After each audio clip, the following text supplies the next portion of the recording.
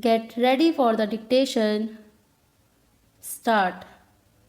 Sir, 1987 has been a year of persistent challenge and of determined response by the government. It has been a year of achievement in the face of great difficulties. Some difficulties were caused by disruptive forces within the country, some difficulties by disruptive forces inspired from abroad, and some difficulties were caused by the weather. When in 1966 to 67 Indiraji launched the Green Revolution, she too was faced with similar difficulties, weather difficulties. It was her farsightedness that has given our economy the strength and resilience with which it has met the present crisis, with which we have been able to meet the present crisis entirely through our efforts and our endeavor. We have not carried the begging bowl to anyone. We have not compromised on our freedom of action. At that time, Indiraji's strategy was opposed by many experts and technicians. It was opposed by certain myopic elements in the opposite benches. Indiraji prevailed because of her faith in the efforts of our Kisans, because of her confidence in the ability of our scientists, because of her trust in the performance of our extension workers. She assured farmers of the required inputs at reasonable prices despite the burden of subsidizing on our economy. She gave the farmers remunerative prices as the cardinal principle of the new strategy. She nationalized the banks to give credit at the doorstep of the farmer. She initiated a system of countrywide procurement to stabilize the prices that the farmers would get.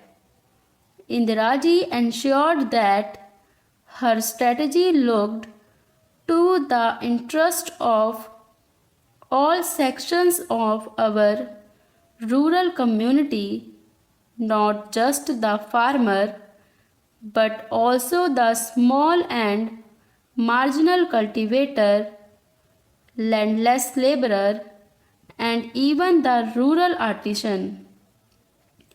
We doubled our output in 2 decades because of her integrated vision of rural India, her sympathy and understanding for each segment of our rural society, because of her assiduous attention to inputs, to cost, and to subsidies. Today, after 4 years of bad monsoon, 2 years of poor rains, followed by 2 years of severe drought, we can hold our heads high and look to the future with confidence because Indraji laid the foundations which were sure, sound, and secure. Our drive to maximize the Rabi output is meeting with encouraging success. We hope to limit the shortfall to 10%, but the problem is not entirely over. During this past year, we have done much to mitigate the distress of drought. Relief programs have been handled efficiently by and large by all the states.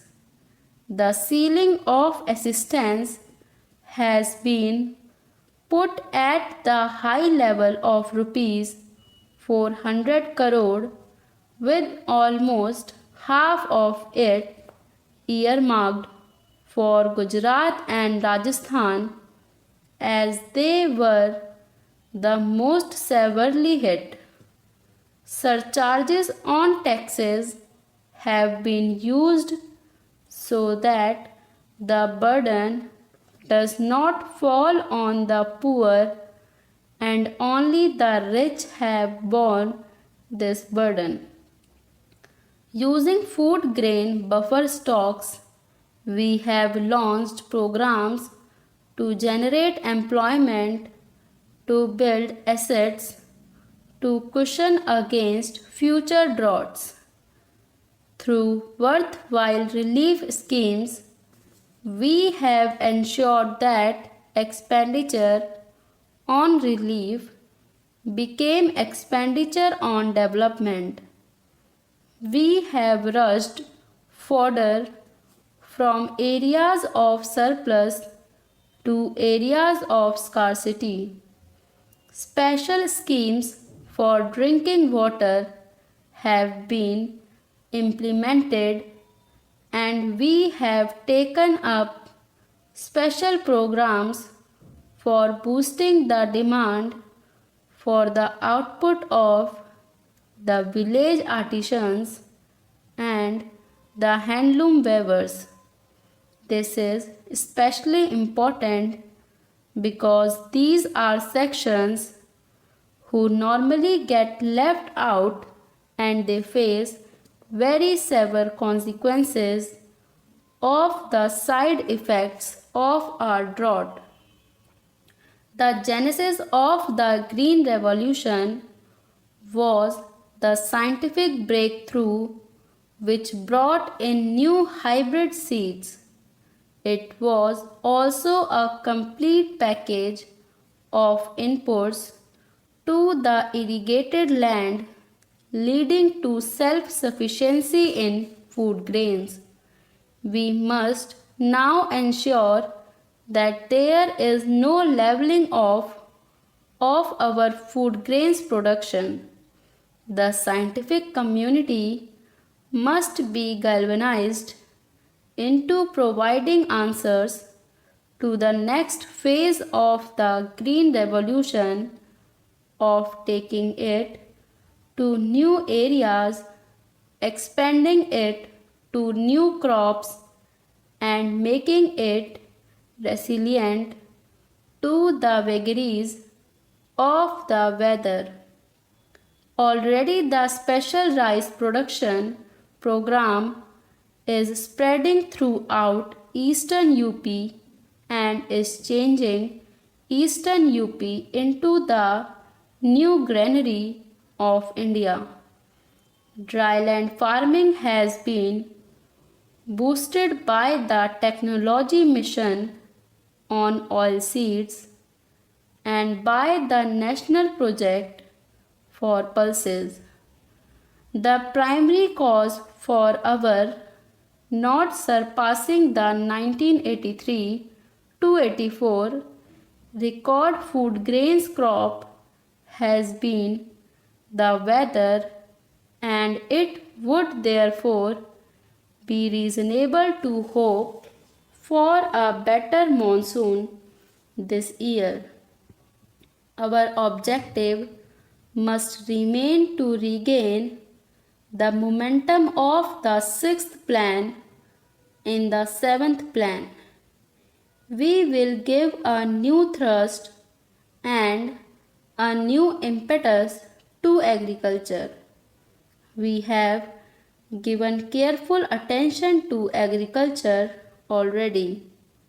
I have held review meetings at various levels and I have given specific directions to the Planning Commission to revamp the plan for agriculture. I have instructed them to reorder the priorities to give agriculture the highest importance. I have asked them to furnish a detailed district-wise crop plan for the coming season.